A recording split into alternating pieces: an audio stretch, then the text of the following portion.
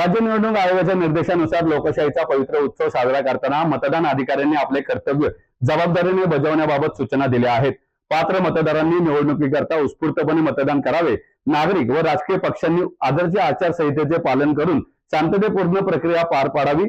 संपूर्ण निवडणुकीच्या कामकाजाकरता संपूर्ण यंत्रणा सज्ज आहे, असं आवाहन जिल्हाधिकारी तथा जिल्हा निवडणूक अधिकारी जितेंद्र डोडी यांनी पत्रकार परिषदेत केलंय।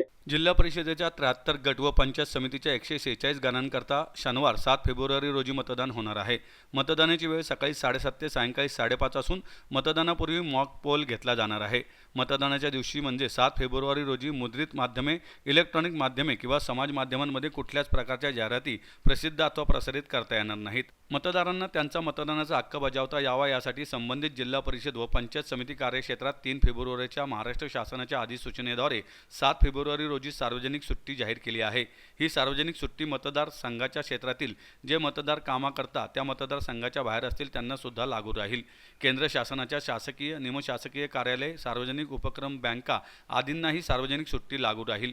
येत्या 7 फेब्रुवारी रोजी होणाऱ्या मतदानाकरता जिल्ह्यातील अधिकाधिक मतदारांनी मतदान केंद्रांवर जाऊन मतदानाचा हक्क बजावावा, असे आवाहन जिल्हाधिकारी डोडी यांनी केले आहे। नमस्कार, मी जिल्हाधिकारी पुणे जितेंद्र डोडी। उद्या 7 फरवरीला पुणे जिल्हा परिषद आणि पंचायत समितीची निवडणूक असणार आहे। सकाळी 7:30 वाजतापासून निवडणूक चालू होतील आणि संध्याकाळी 5:30 वाजतापर्यंत हा निवडणूक चालू राहणार। मॉक पोल सकाळी 6:30 वाजता चालू होणार आहे आणि ते बूथ लेवल एजंट्सची उपस्थितीमध्ये आमची पोलिंग पार्टीज करतील।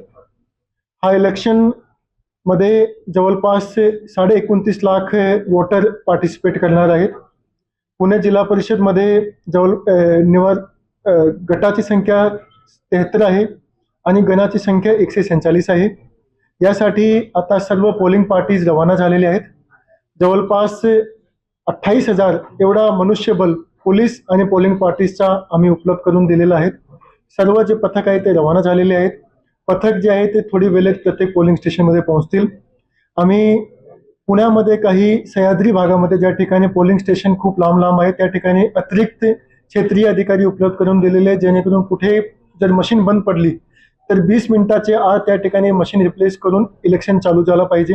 या पद्धतीची व्यवस्था प्रत्येक ठिकाणी केलेली आहे। पुण्यामध्ये कुठलाही संवेदनशील पोलिंग स्टेशन नाही आहेत।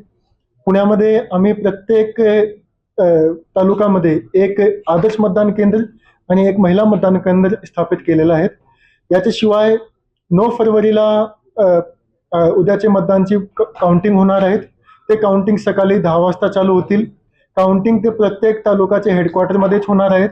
त्या ठिकाणी सर्व व्यवस्था ऑलरेडी करण्यात आलेली आहे। सर्व पोलिंग पार्टीज आणि सर्व काउंटिंग पार्टीज त्याची ट्रेनिंग झालेली आहे। काउंटिंग पार्टीजची अजून एकदा ट्रेनिंग 8 तारीखला संध्याकाळी दिली जातील आणि सर्व ठिकाणी जे काउंटिंग सेंटर्स आहेत त्या ठिकाणी आपण मीडिया सेलची सुद्धा व्यवस्था केलेली आहे आणि प्रत्येक राऊंडची माहिती त्या ठिकाणी मीडिया सेलच्या द्वारे सर्व मीडिया पर्सन्सला दिली जातील। या पद्धतीची सर्व व्यवस्था करण्यात आलेली आहे। कुठल्याही प्रकारचा कायदा सुव्यवस्थेचा प्रश्न या ठिकाणी निर्माण होणार नाही, त्याची सर्व काळजी आपण घेतलेली आहे। लोकांनी खूप चांगल्या पद्धतीने सहकार्य आधी नगर परिषदमध्येही केला होता, महापालिकामध्येही केला होता।